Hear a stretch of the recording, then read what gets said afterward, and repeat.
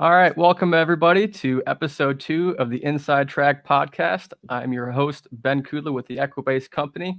The Inside Track is just a weekly handicapping podcast analyzing the feature races of the week on equibase.com. Today, I'm joined by my guest and analyst, Ellis Starr.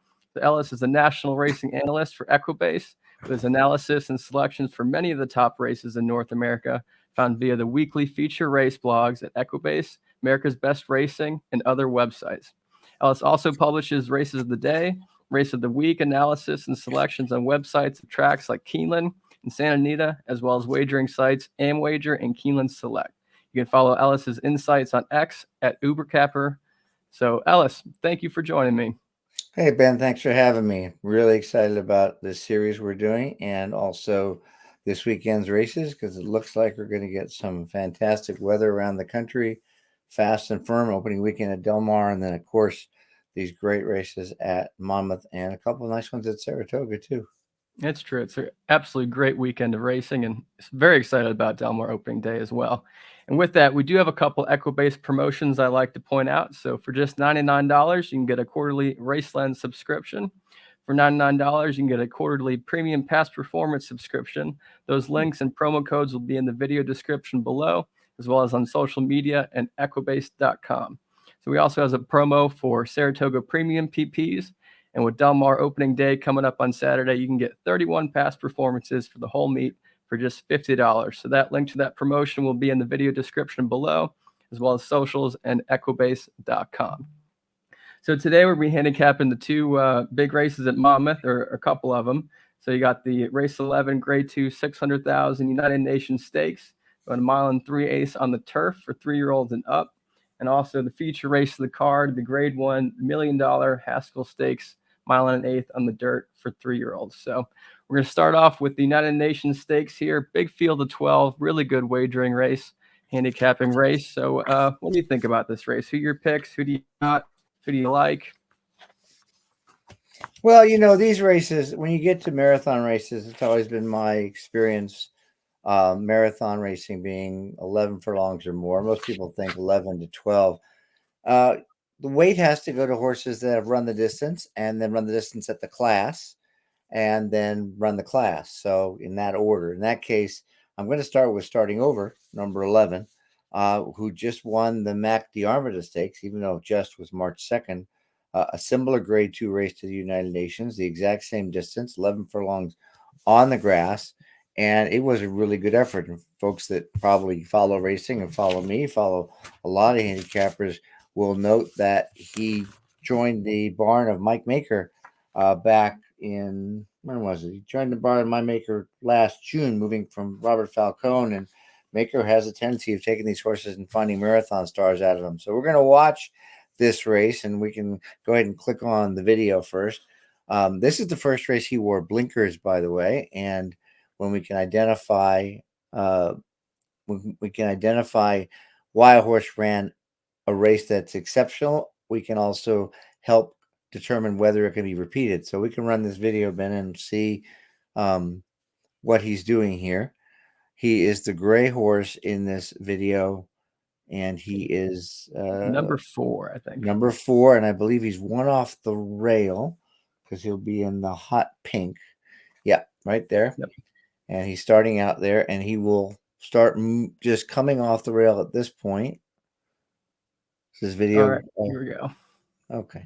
Followed by Calicantus, then King Max. He's in the purple colors mute mid-flight. it At if you the want. rail goes Anglophile. Trying to close in from the back is Catch That Party with an inside lane. Dyna Drive is wide, and in between Starting Over. 6- is last as they swing now to the far turn. They have less than 3 furlongs to go, and Main Event has been in front from the word go, but he's asked to quicken now. Tawny Port is second. King Max launched up 3 wide third. Ortiz has a rain full of headline news, but he needs some place to go. Zayas gets started with Starting Over, and they're at the top of the stretch. It's still Main Event. Castellano asks for another gear, and he digs in. From the outside, King Max in between horses. Tawny Port, Anglophile loose for the drive. 16th to go. They're swarming in. Starting over the top. Anglophile, Tawny Port. Here's Starting Over. Impressive. Starting Over, and Edgard Zayas with the best stretch kick. They won it 2-12-1. Impressive. Yeah, so when you see a horse like that, and of course Race Lens allows you to look at those videos and you say, okay, can it be repeated? The first is the blinkers comment wasn't about him, it's about something else. But the first is when you see a horse like that, that just kind of when he gets in the middle of the track, he levels off like that. It's just indicative of a horse like this, a Maker. He's got 2 wins and a second in 3 marathons for Maker. He also won the Colonial Cup last September. Just really well. He's going to get a lot of pace to run out here, get smoking, and So High, if they both run, are both absolute die-in-the-wool need lead types to set it up for him. He's just got a lot of nice improving to do. My second pick is going to be Farbridge. Farbridge is a 4-year-old, so he's also got some upside. He hasn't run this far yet, but he did win the Belmont Derby against 3-year-olds last year at 10 furlongs. And he, as a son of English Channel, who's one of the best sires of 11 and 12 furlong horses that I noticed. I believe I ran a stat. It was like 22 wins in 11 furlong or more races. It may have just been graded stakes the last 5 years, English Channel. So there's no doubt he could stretch out. As a 4-year-old, he's got room to improve. He ran second or third actually in the Manhattan to a pair of Godolphin horses nobody was going to beat.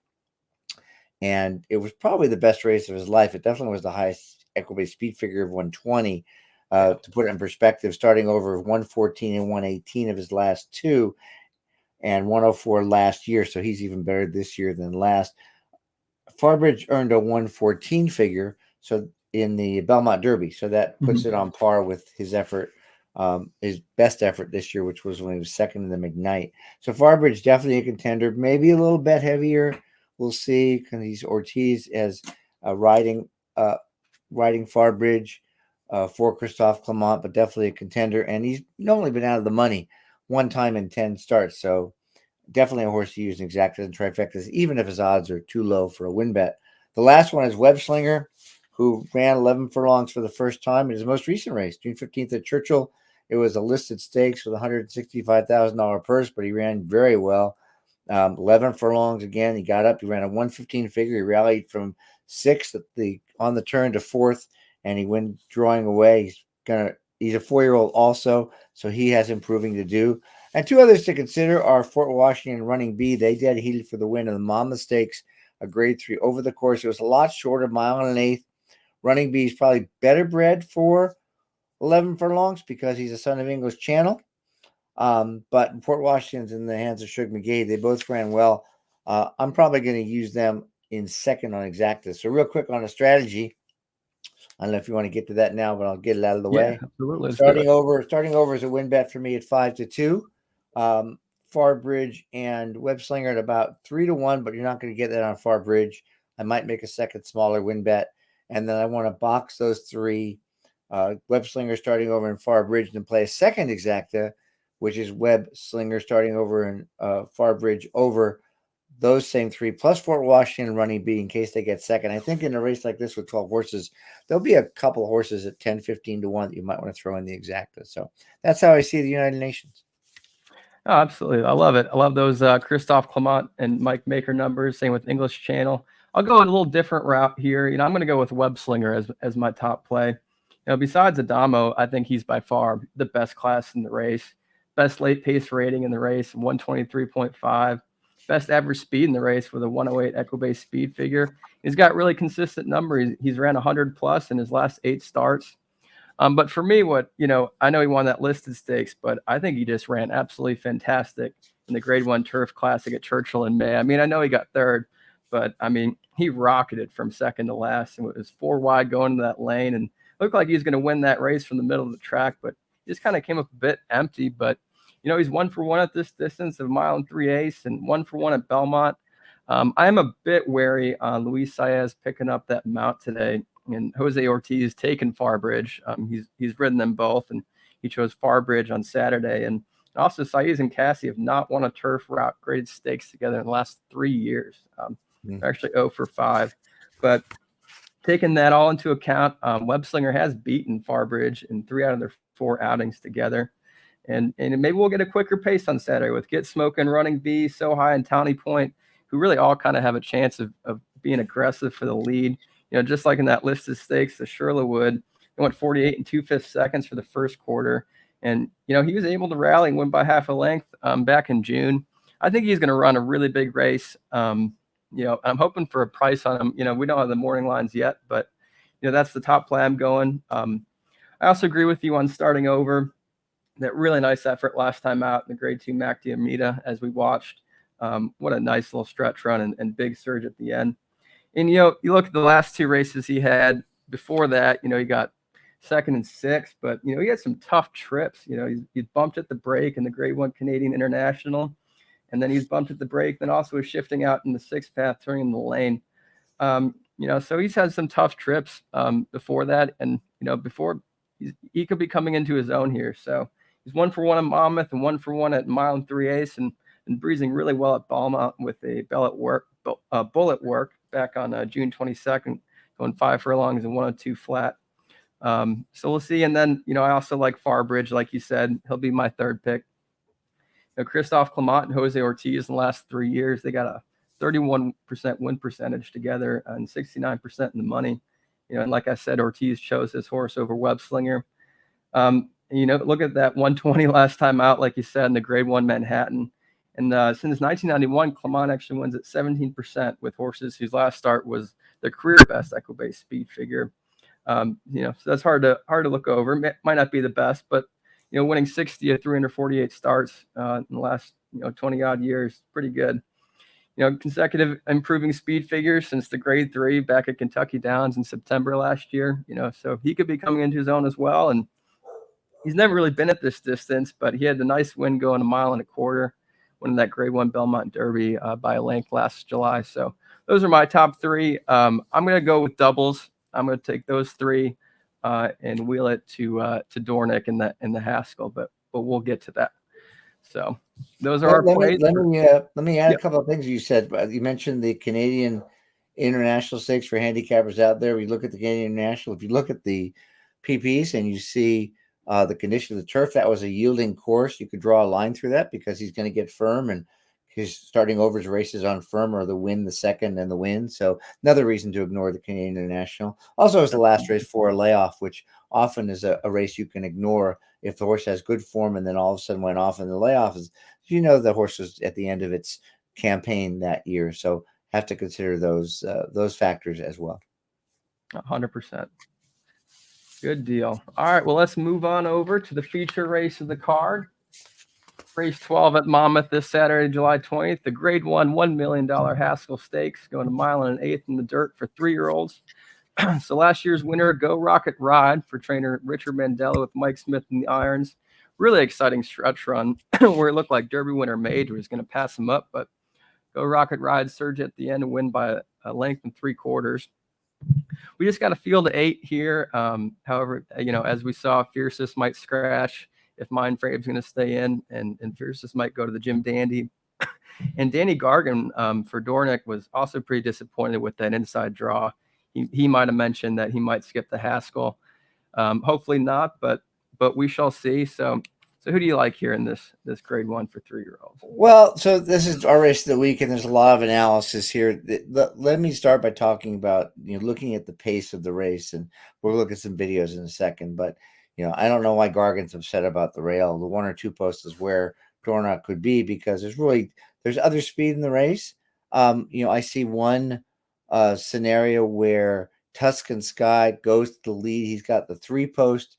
He sat second by a half length in the Pegasus, and he got a race over the track, which was Pletcher's plan. And Tuscan Sky goes, while Saez is aggressive, he'll hold the rail or he'll come out of path, and it'll be very similar to the Belmont, where Dornock was outside of Seize the Gray and then got, full of energy late, and Mindframe came on, but then Dornock re-engaged to win. That's scenario 1. Scenario 2 is Fierceness going if he runs. And I still believe Fierceness is a need the lead type. In all 3 of his wins, he's been in front by 2 lengths or more at the 8th pole. When he had to fight, he's faded. When he hasn't got the lead, he's faded in the Derby. He just got into a pace battle, 46 and change. Is way too ridiculous. But I don't think he's just learned to relax yet. And so Fierceness goes. Then Saez protects the rail on Dornock, and Tuscan Sky sits 3rd, probably 1 path off of Dornock. in all those scenarios, I think it comes down to Tuskenstein and Dornoch. And I certainly hope Fierceness stays in because I'm completely taking a stand against him. I hope that his 5-2, 2-1 is correct. If he gets scratched, it's going to change things a bit. But I think Tuskenstein is the slightly better horse. And this is what I was talking about earlier when I made the mistake in the last race. That this is a blinker situation. So you got a horse that he wins his first two. He runs pretty badly in the wood as the second choice at 5-2. And then after the layoff, 2.5 months, he comes back with blinkers in the Pegasus. Well, you can identify the reason for that career best 111 Equibase speed figure effort, and you can predict whether it could be repeated. And that's second by a half. I mean, he really did sit pretty far back second in the early stages. So let's look at that video of the Pegasus Stakes first. Yeah, because I think, it's okay. Because I think it's really good. I'll point out, by the way, that that the horse he beat by almost 7 lengths, Domestic Product, came back to win the Dwyer on July 6th. He improved from a 101 to a 106 figure. So as a 3-year-old, Tuscan Sky can improve. And if he improves off that 111, which is already the best figure earned by any horse in the field, that's another reason to really like him. It's starting to look like a key race, considering hardly any of the horses have come back. A key race is a race at which 2 or more horses come back to win. And so far, Domestic Product came back to win very nicely. So he did, and to beat that horse by 6 3/4 lengths. Yeah, that was really impressive. Yeah. So if we got the video, we can watch it because I think it shows that the running line that he was second by a half doesn't really do justice to him really relaxing in the race and then moving on. If we have it, if not, pull it up here. Oh, here we go. Because that's sometimes where you have to take a look at, it says inside duel pulled away. The inside duel is going to be about halfway through the race. If you actually do have access to the video, which they're free with RaceLens, you'll be able to see what happens. This is why I wanted to watch this one actually from the start. You want to mute the announcer, Ben? Yeah, absolutely. That'd be great. Okay. And you can make it full screen if you want to. We'll probably skip over here to like a minute. Well, I want to show the beginning, though. Go back for a sec for me real quick. We can skip it in a second, but I want everybody to see into the first turns what I'm talking about, where he's really not rushed. And that's why the running line makes it look like he's more speed in the race. And I don't know that he is. He gets pushed a little bit. That's more for position. And you can see this is where unfortunately, some of the jockeys made mistakes here and they go 4 or 5 wide. Well, he knows at this point, actually, he being Javier Castellano, who knows at this point there's nothing he needs to do, and he'll just keep the rail. You can see his hands are already moving at this point. It's really important to note that because it doesn't mean at this point he's dueling at all. I mean, he's actually being fairly restrained, and they're going 23. He's letting all the other horses on the outside do the work. And then probably, we could skip it, but it's running, so we're almost getting there anyway. He's going to just let the horse on his own. Javier's not doing a thing here. He's letting Tuscan Sky on his own move up. This is kind of the benefit, I think, of having watched thousands of races where I can identify what's happening here. And he's doing it on his own. And that's what's really important to note. So and see, everybody's starting to go into a drive already, except Javi's barely moving his hands at this point. So this is just an example of a pardon? He's keeping so still on that horse. Now and then he's going to ask him. And by then, all the other horses have expended all their energy. So he doesn't have to do much anymore just to make sure that nobody's going to get the lead in case he might quit after that. But there's no question about it. But it's important to note that it really wasn't the kind of race where a horse actually dueled. He really did kind of sit and wait and rate. And then when he asked, he picked up. And that was, again, off a, 2.5 month layoff, first race in blinkers, first race with Castellano, very, very responsive and the best Equibase speed figure in the field. So we can stop that one. That's why I think, we'll do it. For those that pay attention, our race of the week, I was all over Dornoch from Wednesday of the Belmont because I just looked at the bluegrass and the Derby. We knew in the bluegrass, they tried to see how he'd take dirt in his face. In the Kentucky Derby, he got the rail, and that was just impossible for a horse with any kind of speed. His best races had come leading from start to finish in the Remsen and the Fountain of Youth. And I thought, well, he's got a good post if Saez gets him out there, and he did. We can look at this race. We can pick it up at about the 1:40 mark of the Belmont Stakes, which, of course, was 1.25 miles this year. So I also like to cut back from mile and a quarter to mile and an eighth, particularly since his second best race in his career was the Remsen in the mile and an eighth. But that really helps. He ran second in the Dornock ran second in the Sapling Stakes at Monmouth, so he has history over the track. He put in a really nice workout, 12th best of 103 at Saratoga before shipping out. So what's interesting is when we go to about 140. That's probably good enough. And we'll start it up. So this is where, Seize the Gray is on the lead. Dornock is starting to come out. Now, Mindframe's going to make a move here. And technically at the eighth pole, Mindframe's going to have the lead by a neck. Yeah. And I mean, Saez is in a drive. He's giving him some taps with the right. And Mindframe had him there. And then Dornock Really just did. reasserts himself. That's a matter of just running a very even race. And then, of course, having the breathing and the energy to get the mile and a quarter. Mindframe got a little cranky on the outside, didn't know what to do, drifted out, came back, and it's arguable he may have gotten to him, but I don't think he was going to get there. Yeah, actually, thinking that last furlong, Mindframe ran 23 more feet than Dornock did, according to that Equibase GPS chart. You saw he will again here because Dornock's got the rail, Mindframe's got the 7. So again, under either scenario, as I mentioned, if Tuscan Sky goes, then Dornock sits second. If Fierceness goes, Dornock and Tuscan Sky ran 1-2. If Dornock goes, Tuscan Sky sits second, and he runs the race he ran in the Pegasus. No matter how you look at it, Tuscan Sky's the horse. Now, 9-2 on the morning line would be a gift in this race, but Fierceness has to run. I mean, I think you're going to get that 9-2, if not more. Yeah. No, I think so. I mean, it's Pletcher with 3. He'll go down to 2. Mindframe is going to be really heavily bet. Hopefully Dornock stays in. Dornock certainly is not much less improbable. Actually has about the same probability to win as Tuscan Sky. I think 2-1. I'm looking for Tuscan Sky. 5-2, 2-1 on Dornock. Mindframe certainly about 3-1. I think he was immature, less experienced in the Belmont. He's going to be over bet based on that race and improvement. He certainly can win, but I wouldn't bet him to win at that price at all. You got to take into account, like you said, that inexperience. I mean, he only had 2 races under his belt going into that Belmont. And I think he learned quite a bit from that. Right. From that race. Absolutely correct. So as far as doubles goes back to the 11th, I'll probably play starting over with these 3, Dornock, Tuscan Sky, and Mindframe.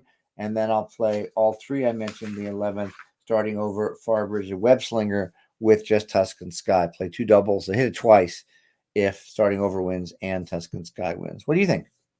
Yeah, absolutely. I agree with you on a couple of those things, but for my number 1 play, I'm going to go with our beloved Dornock, who you and me both had for that 17-1 in the Belmont. So that was a great pick. Yeah. And if you all caught that race of the week analysis by Ellis on Equibase.com, you saw he was on that horse for quite a bit. Full brother to 2023 Kentucky Derby winner Mage, as we know. Besides that bluegrass, like you said, where he's trying a little something different, dirt in his face and running style. And he lost the first 2 races of his life, but you can make the argument that he was bumped at the break in that main special weight. And then he's also, hard bump going 6 wide in that Sapling Stakes in his second race at Monmouth, where he got second. But yeah, nice wins in the Grade 2 Remsen and Grade 2 Fountain of Youth. He has a tough horse, that kind of ability to come back, as we saw in that Belmont. Mindframe was ahead, but he just stuck to it on the rail and just really turned it on. And what I also love in the last 3 years, Danny Gargan and Luis Saez, they win at 27% in graded stakes races together. And he came out of that race well too in the Belmont with his first work back, being a bullet work on June 27th in Saratoga, going 4 furlongs and 48-2. I just like this horse a lot. I really am just praying he's going to stay in. And I mean, with an 8-horse field, especially with Fierce's a probable scratch, I mean, I don't think being on the rail is that big of a deal. It's not going to be like that Derby rail where it's just impossible feat. So that's what I'm going to take. And I'll probably, for my wager, I'll do Webslinger starting over and Farbridge on top of Dornock for a straight double. So that's going to be my play for that. My second, I do like Mindframe. He learned a lot in that Belmont. Just 3 starts in his life, perfect in the exactor record, and won first time up by 13 3/4 lengths at Gulfstream, and then came right back to win an allowance optional claimer at Churchill by by 7.5. You know, big jump up in class, that grade 1 Belmont, but he ran a really nice race, coming in second by just half a length, especially lugging out a bit. And like I said, running 23 more feet in that last furlong than Dornick did. And then obviously Pletcher and Irad, it's hard not to like him, winning at 26% together in graded stakes races the last 3 years. And Irad's been on fire. He has already 41 graded stakes at 186 starts this year with a 22-1 percentage. So I think this horse will be over bet, which is why I'm, a little bit hesitant on him just as a price play. But I do think he learned quite a bit in that Belmont. He's going to come back. I hear everything you're saying about Tuscan Sky, especially with domestic product coming back to win. But for my third pick, I'm going to go with Timberlake, as a little price play, 8-1 morning line. Winner of the grade 2 Rebel Stakes and the grade 1 Champagne Stakes. The consistent horse, ran 105 Echo-based speed figure in both of his last starts. And Brad Cox and Pratt here, they went at 28% together in graded stakes and listed stakes in the last 3 years. He had a little bit of a disappointing last time out in the Arkansas Derby, but that was some brilliant company with Muth and Just Steel and Mystic Dan. And I like the layoff here. It's kind of a pattern where, he ran fourth in that Breeders' Cup Juvenile, took a couple months off, and then won the Rebel by 2 lengths. So kind of same situation here where he ran fourth in the Arkansas Derby. He's taken a couple months off since March, and he might come back, as a little price play. But I do hear what you're saying on Tuscan Sky, and I appreciate it. But that's going to be my top 3. But Dornock for me is a clear winner. I didn't mention anything about Timberlake, and I toyed with him for quite a while, and certainly you're going to get value. He's 8-1 morning line, even with the scratch. You'll probably get 6 at least. And I like him in the Arkansas Derby. Here's my problem. Just not criticizing, and you've got a good value play here. The Rebel Stakes is what we call a negative key race. And the Rebel Stakes is very interesting in that you expect a lot of these horses to run well. So certainly the Arkansas Derby was a key race. Just Steel, Mystic Dan, etc. But not a single horse from the Rebel won its next start. Or even I think maybe Just Steel is the only one that ran well in his next start because he ran second in the Arkansas Derby. It's really weird for a race to do that. In addition to that, whereas Mindframe and Dornock are cutting back from 1.25 miles to 1.125 miles, Timberlake, the one time he ran 1.1 miles, he didn't run well. He's certainly got the breeding to handle it. So all the power to you. I've never talked you off a horse that's 8-1 morning line, but I just want people to know why I didn't mention Timberlake before, why he wasn't a contender. Because on paper, if he repeats the Rebel, he's as strong as any of the others in here. I agree, but I don't know. I mean, he's a grade 1 winner, and I think that should be taken into account. And grade 1 winner at 8-1, I'll take it. So, yeah. Well, thank you so much, Ellis, for being on the Inside Track Episode 2 podcast. We really appreciate it. And be sure to follow Ellis at UberCapper on X for all his amazing insights, and also to read his blogs on echobase.com for the races of the week. So have a great day, everyone. Thank you for tuning in, and be sure to check out those promo codes in the description below.